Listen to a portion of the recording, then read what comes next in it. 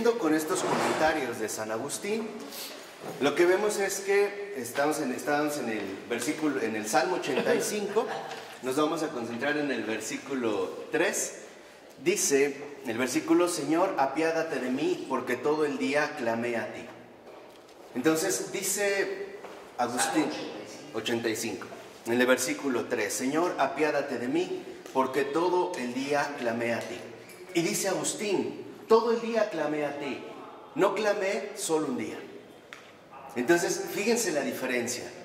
Clamar a Dios significa que nosotros nos dirigimos a Él todo el día, en todo el tiempo, y no solo un día.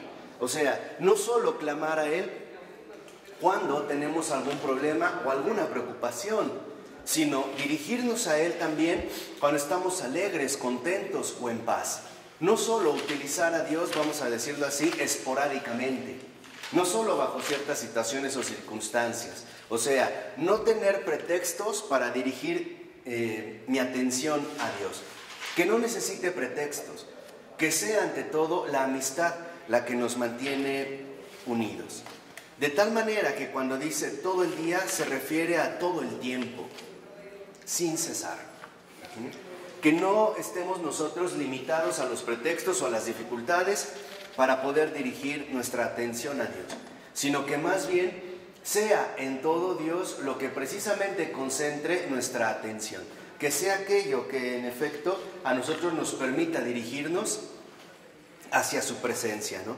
Y dice, ¿por qué? Porque desde que el cuerpo de Cristo gime en las angustias hasta el fin del mundo, en el cual dejarán de existir estas torturas, gime el hombre y clama a Dios. Y fíjense qué cercano está de lo que habíamos visto en la encíclica hace un momento. Hasta que deje de existir el mundo, nosotros también estamos llamados literalmente a compartir todo lo que la humanidad da, todo lo que la humanidad precisamente desarrolla.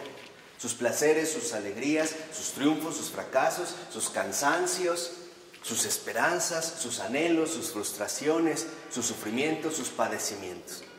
De tal forma que entonces, que nosotros no limitemos nuestra atención a Dios solo a ciertos momentos de la vida. Cualquier momento es bueno para hablar con Dios, para dirigir nuestro corazón precisamente hacia Dios. Por eso dice que en realidad no solamente limites tu clamor a tus días, o sea, que no solamente te dirijas a Dios en tus necesidades, también dirígete a Dios por las necesidades de los que no pueden dirigirse a Él, porque no lo conocen, porque a lo mejor han perdido la esperanza, porque su fe ha flaqueado, o peor aún, porque se sienten indignos siquiera de dirigir la mirada hacia el amigo de los pecadores. No. Tenemos que clamar a Dios, pero también por los que no pueden hacerlo. También que nuestra oración sea oración por los que no oran. Que nuestra voz sea por los que han enmudecido, que muchas veces han enmudecido probablemente por desgracias ajenas a ellos mismos. Por todos aquellos que se les han arrancado la lengua espiritualmente para pedir siquiera ayuda o auxilio. Entonces, que nosotros también dirijamos a Dios en todo momento estas súplicas por los que ya no pueden pedir, por los que no ven una opción más, por los que se encuentran a lo mejor en un estado profundo de desesperación, por todos aquellos, en pocas palabras, que han cerrado la boca por el dolor, por el cansancio, por el sufrimiento. Que también nuestra boca esté precisamente, ¿no?, aclamando a Dios por ellos. ¿Por qué? Porque estamos llamados, dijimos, a complementarnos. No solamente veamos nuestras necesidades, pidamos también por las necesidades de todos los demás. Pidamos por aquellos que ya no piden o que no se atreven a pedir, o es más, que ni siquiera saben pedir. Por eso dice San Agustín que el cuerpo de Cristo, o sea, la iglesia, clama en todo tiempo, porque los miembros van pasando y otros les van sucediendo. Entonces, de tal manera que este clamor sea un clamor continuo, que nosotros podamos precisamente elevar este clamor mientras tenemos tiempo, Y después, los que nos van a suceder, los que van a venir después, también que hagan lo suyo, que hagan lo propio. Por eso va a decir Agustín que nosotros debemos clamar a Dios antes de descansar. O sea, nosotros debemos dirigir nuestras súplicas al Señor aquí en la tierra, antes de alcanzar el descanso. O sea, por ponerlo en otras palabras, Agustín aquí es muy consciente de que como iglesia debemos cansarnos bien para descansar eternamente. Creo que Juan Pablo II, fue el beato Juan Pablo II el que decía, descanse Padre, decía, no, ya habrá tiempo para descansar. Entonces, si quieres el descanso eterno, cánsate bien aquí en la tierra, cánsate bien, desgástate bien aquí en la tierra, al menos con tus clamores, al menos con tus oraciones. Si no puedes con tus pies y con tus obras, pues al menos con tus intenciones, al menos con tus buenos pensamientos, con tus súplicas, con tus oraciones. Pero cánsate bien para que el Señor te haga descansar eternamente. Por eso, dice en último término Agustín, que nuestra cabeza, o sea Cristo, estando ya a la derecha del Padre, intercede por nosotros. E intercede todo el tiempo.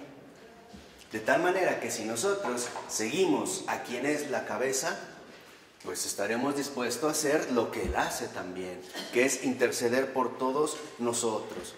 Dice, a unos miembros los recibe, a otros los castiga, a otros los purifica, a otros los consuela, a otros los forma, a otros los llama, a otros los restituye, a otros los corrige y por fin a otros los restablece.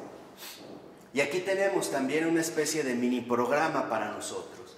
¿Cómo vamos a alcanzar este santo cansancio cristiano? Muy sencillo, recibiendo a unos. Eso también cansa. Perder tu tiempo es cansado. Estar disponible para todos los demás cansa, ¿o no? Sí, es cansado, sí cansa. O sea, el hecho de que alguien te ame y atiendas o esto, te hablen, ven aquí, ven acá, ven allá, haz esto, el otro, te necesito, mira, acompáñame, es muy cansado. Acuérdense, a Jesús a veces ni lo dejaban comer. No era el evangelio, llegó a comer y ya lo estaban esperando afuera y se salió.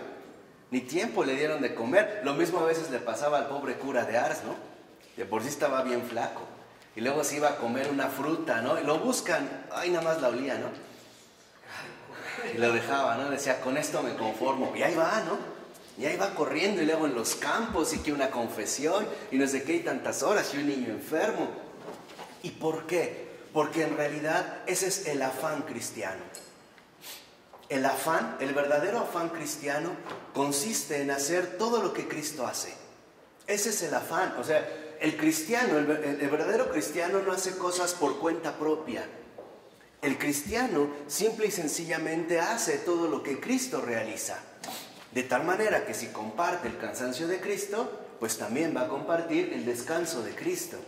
Y el descanso, como dijo Agustín, de estar ya a la derecha del Padre. Por eso dice, a otros purifica. Purificar a los demás también es cansado. Por ejemplo, estar hablando con los demás, dar un buen consejo, consolar es más cansado todavía. Porque estar consolando a los demás te desgasta. Estar consolando a los demás te agobia. Para empezar, tienes que estar escuchando todos sus problemas. Tienes que estar recibiendo esta carga que llevan. Y darle una palabra adecuada es como antinatural. O sea, iría contra nuestra naturaleza. Porque en lugar de hundirte con ella, sales, ¿no? Adelante como una especie de geyser, ¿no? Haces como un movimiento contrario. Dice, a otros los forma. O sea, en la educación. A veces educar. A otros los llama. A otros los restituye. A otros los corrige. Y por fin a otros los restablece. Todo esto es cansancio. Entonces, aquí es donde nosotros podemos ver algo importante. Si estamos cansados en lo que hacemos, vamos bien en la misión. Porque la misión te desgasta, ¿eh? Si estás como ocioso, pensando que... Si estamos cansados de lo que hacemos, en lo que hacemos, vamos bien en la misión. Porque nos está desgastando. Si de repente te sientes como muy cómodo, como que no ha pasado nada, cuidado, porque estás perdiendo el tiempo, ¿no? Aquí es donde nosotros debemos de darnos cuenta que en efecto el cristiano se va a desgastar en el mundo. Se va a desgastar a veces leyendo, escuchando, visitando, yendo, viniendo, guardando silencio. Dominar la lengua cansa. Estar combatiendo con los malos pensamientos, ¿no cansa? Si somos atentos. Estar enderezando, ¿no?, los movimientos internos que me pueden llevar a la ira, al enojo, qué sé yo, a la lujuria. Claro que cansa. Y es cansado, pero es lo mejor. ¿Por qué? Porque una vez que pasa este cansancio, empezamos también a gozar de un descanso. El descanso de saber que estamos haciendo bien las cosas. Y ese es un alivio. Entonces, en la tierra no busquemos descanso, busquemos el alivio. El descanso vendrá después. Lo que les decía, debemos de enfocarnos es en el alivio. En el alivio que Él nos aporta. El descanso vendrá después. Estar haciendo el bien. Sí. Es un alivio de estar haciendo el bien. Por eso lo decía muy bien Fray hoy hacia el final, ¿no? En el anuncio me gustó mucho. Decía, ya estuvo bueno, ¿no?, de que agarren Semana Santa como la semana menos santa de sus vidas, ¿no? Y se van de vacaciones y a la playa y a esto, a salir. Cuando en realidad eso involucra una compenetración profunda con Jesús. Y el tríodo pascual cansa. Es cansado, o sea, esa semana es cansada. Desde el jueves hasta el domingo es muy cansada. O sea, no es un tiempo de descanso. No, para nada. Para nada, o sea, es un tiempo literalmente para acompañar a Jesús, incluso en su cansancio. Así debería de ser, pero mucha gente después desarrolla colores, pero no. Si es desde el principio, ya desde el... No cuando viene nuestro Señor Jesús en ramos, no, sino cuando empieza el martirio. Desde el jueves. Algo. Claro. Y es pesado, y el sábado santo se hace tedioso. Se pasa como lento, largo, ¿no? No anochece, ¿no? Tarda, o sea, y aquí es lo que vemos, es estancia importante. Entonces, mientras estamos en el mundo, busquemos alivio y consuelo. El descanso vendrá después. Ya tendremos toda la eternidad para descansar, pero sí alivio y consuelo. ¿Cómo vamos a recibir el alivio y el consuelo? Precisamente a través de la compañía que el Señor nos manifiesta. De esos a veces pequeños detalles, ¿no?, que va manifestando en nuestras vidas. Y aquí es donde nosotros sí podemos precisamente avanzar. Por ello no es casual que el siguiente versículo del Salmo sea: alegra el alma de tu siervo. ¿Con qué el Señor va a alegrar el alma de su siervo? Con su alivio, con su consuelo. Con el alivio de saber que en efecto estamos sirviendo al que debería de ser el amor de nuestros amores, ¿no? Y dice: alegra el alma de tu siervo, porque Señor, elevé mi alma a ti. Fíjense, dice Agustín, mi alma se hallaba en la tierra y ahí sentía amargura. Y es cierto. Cuando uno se queda en la tierra, o sea, haciendo lo que normalmente harían los hombres, uno se llena de amargura, uno se llena de vacío, las cosas no llenan, ¿no? Empezamos a sentir como un fastidio, incluso un cierto asco, una repugnancia, una especie de cansancio grave, porque no es algo que se pueda reponer.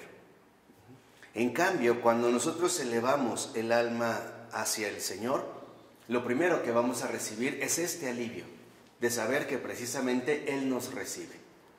Y este alivio también se llama dulzura. Dulzura. De tal manera que entonces nosotros debemos de reconocer algo. En este desgaste del que estoy hablando, no es un desgaste por cuenta propia que me lleva a terminar en la noche amargado.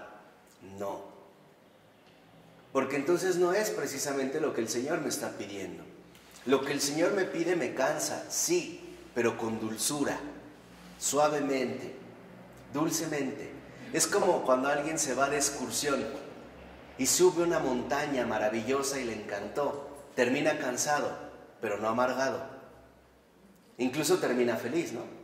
Dice, sí, me cansé, pero valió la pena. O hacen una mega caminata, No es como ir caminando en la ciudad, ¿no? Entre el pavimento y con ruido donde te agobia.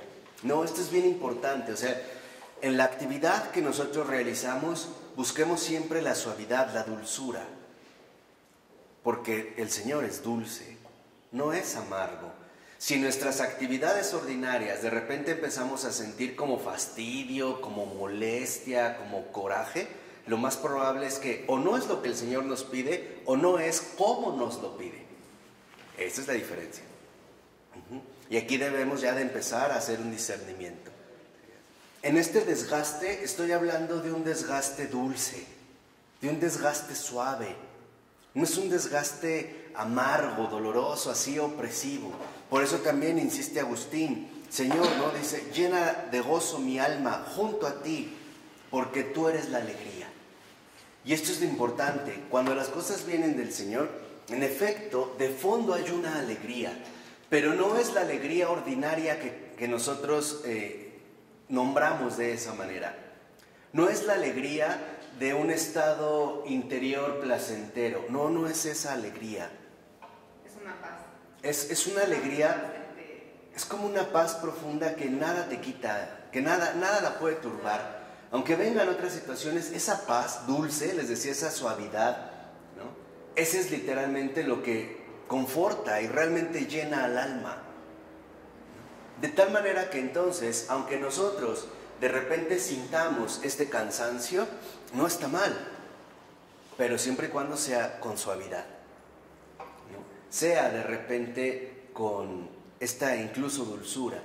Y lo que en realidad nos va a producir el cansancio es hacer lo que no me gusta. Por eso la misión cansa, porque si fuera posible no lo haría. Haría otras cosas, menos lo que Él me pide. O sea, lo que realmente nos desgasta es no hacer nuestra propia voluntad. Eso es lo que nos agobia. ¿Qué pasa? La alegría que Dios nos da es permanente. Esa no se pasa. Aquí es cuando nosotros empezamos a ver ya como algunos criterios muy particulares. ¿Por qué? Porque lo que Agustín insiste es que para que nosotros no terminemos agobiados, necesitamos elevar el corazón a Dios. Ahí es cuando encontraremos esta paz. El Señor nos da dones. Dentro de estos dones puede ser, por ejemplo, el consuelo o el desconsuelo. Claro que nosotros nos inclinamos mucho más fácil por lo que resulta agradable, ¿no? O vamos a manejarlo así, dentro de estos dones nos puede dar dones, por ejemplo, muy agradables, pero también a veces nos va a dar dones muy desagradables. Estos dones precisamente consisten en dar y recibir. Cuando el Señor nos da un don, en efecto, nuestra alma se siente muy llena, y más cuando son dones dulces, ¿no? Si sentimos como que algo nos llenó. Pero la dulzura consiste en saber que si me lo da, está bien, pero si no me lo da, también, porque Él lo ha escogido. O sea, aquí entre los dones del dar y recibir podemos ir entre lo agradable y lo desagradable. Pero esta dulzura es pasar de los dones al dador de todos los dones. Y entonces ya no me detengo en lo que recibo, sino que ahora me concentro plenamente en el que me los da o me los quita. Y eso siempre es dulce. O sea, la dulzura no es el don, sino que la verdadera dulzura es el dador. Por eso es lo que insistía Agustín. Elevar el alma es pasar de los dones al dador de todos los dones. De tal manera que si yo llego al dador de todos los dones, en realidad ya no necesito estos ¿qué? Dones. Cuando ya me concentré en el dador, esta es la verdadera dulzura. Porque a veces para nosotros llegamos a pensar un poco precipitadamente, un poco ingenuamente, que Dios por lo que me da, me ama. Y que si no me da, no me ama. O que si me quitó, ya no me ama. Y no es así. En realidad no depende tanto de lo que recibo o de lo que Dios me da, sino que en realidad necesito superar la esfera de los dones, el ámbito de los dones, para poder llegar al dador de todos los dones, porque esta es la verdadera fuente de la dulzura. Esto es lo que a mí me permite decir, bueno, a lo mejor yo en algunos momentos he sentido esa dulzura. Pues qué bueno, porque hay quienes ni siquiera la han sentido en su vida. Pero la dulzura también es un don. Sí, claro. Pero lo importante es cuando yo ya no dependo de lo que siento o no siento, sino que mi fe se va haciendo más sencilla, más simple. Ya no necesito recibir, ¿no?, como para sentirme estimulado. Ya dejo atrás los condicionamientos. Ya estamos como en un nivel distinto, de más confianza, de más entrega. Ya no necesito yo estar recibiendo como para confirmar que Dios me ama. O sea, ¿qué podría darme Dios que me dañara? ¿O qué podría hacer Dios en mi vida que fuera a perjudicarme? Aunque a veces yo no lo entienda de manera clara, ¿no? O no lo comprenda, digamos, como que de manera más inmediata. No, realmente Dios sí me ama. Tan me ama que en efecto Él es un padre. Y no solo es un padre bueno. El padre, por ejemplo, a veces, para hacer que sus hijos crezcan en el amor, no solo les dan cosas, les dejan de dar cosas. ¿O no? ¿Y qué? ¿Y si dijera el hijo, es que ya no me da, ya no me quiere? No, entenderíamos que no fue así, ¿o sí? O sea, que nos habíamos vuelto un poco convenencieros. Y es normal. ¿Por qué? Porque para nosotros es mucho más fácil desarrollar apegos cuando nos vemos recompensados, ¿no? Cuando tenemos como estos dones. Pero no estamos llamados a quedarnos ahí, porque entonces nuestros criterios son equivocados. Lo importante es saber que si el Señor me dio algo, lo agradezco. ¿Por qué me va a pedir cuentas sobre eso? Sí, pero si el Señor no me da algo, pues también lo agradezco. ¿Por qué tendría yo que sentirme mal porque no he recibido eso en particular? Probablemente para mí no sea bueno. Tal vez en mi caso eso podría traerme un daño mayor, ¿no? ¿Cuántas veces, por ejemplo, los hijos quieren el coche deportivo fulano de tal, se los compran y se mataron, ¿no? ¿De qué sirvió? O sea, empezamos a darnos cuenta de que no debemos efectivamente quedarnos en lo que nosotros podemos percibir o tener. No, elevar el corazón hasta esa fuente de la dulzura, donde basta que yo pueda pronunciar de corazón la palabra Padre para que mi corazón se pacifique, ¿no? Para que mi corazón realmente en este sentido sí se llene de esta dulzura, se llene también de esta paz. Por eso dice Agustín que necesitamos entonces elevarnos. Dice, tus afectos, o sea, tus emociones, tus afecciones, me siento bien, me siento mal, son peldaños. La voluntad es el camino. ¿Cuál es el problema? Que a veces nos quedamos en los escalones. Claro que a todos nos gusta sentirnos bien, pero cuando aprendemos a sentirnos bien mientras estamos mal, ya estamos avanzados. ¿De acuerdo? Y esto no hay que perderlo de vista. O sea, sí, los afectos son peldaños, no les pongas mucho caso. ¿Te sientes bien? Bueno, acuérdate que te vas a sentir mal en algún momento. O sea, la indiferencia es no querer más esto que aquello. O sea, la indiferencia es no me aferro a algo, lo recibo todo y lo doy todo. Pero las emociones también es un don de Dios. O sea, claro. Recibo algo y me pongo contenta, me pongo porque es gente que le pase lo que le pase. La dulce indiferencia está bien. Pero ¿y si el Señor me da una emoción para moderarla? Sí, que le bajes a tu... Me la da para decir, no te esclavices a esto. También aprende a ponerles límites. ¿Por qué? Porque San Agustín se da cuenta muy bien de que cuando uno realmente se eleva por encima de sí mismo, uno ya está con Dios. Por ejemplo, Dios también tiene emociones. O sea, en la indiferencia puede estar la alegría del Evangelio. ¿Sí? En la indiferencia. Sí. Es que, ojo, están entendiendo la indiferencia como el no me importa. No. La verdadera indiferencia es aceptarlo todo de Dios. Presencia o ausencia. consolación o desolación, enfermedad o salud, aceptarlo todo por Él. O sea, a mí ya me interesa Él, no me interesa lo que Él me da. Es la no dependencia.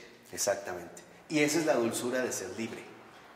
De saber que si me lo da, bueno, lo agradezco. Si algo no me lo da, pues también lo agradezco. Pero cuando hablamos de indiferencia lo pensamos en el no me importa. No es esa. O sea, la indiferencia ignaciana es tomarte muy en serio las cosas que son de Dios. Eso sí. Eso sí, no lo entendí. Porque la indiferencia sí es ya no me importa, me da igual. Lo que pasa es que hoy en realidad llamamos indiferencia a lo que en realidad deberíamos llamar desprecio. Es esto. Diferencia se refiere a la aceptación. O sea, que si tú estás en salud, enfermedad, pobreza o riqueza, ¿cómo dice San Ignacio? Que aceptes. Pero no es una aceptación forzada, Es desapego. O sea, no es tampoco como una aceptación forzada donde yo tendré que, pues sí, gracias Dios mío, aunque mi corazón está roto, ¿no? No es así. Por ejemplo. ¿Lo que predica el budismo? No. De que no desear nada para estar.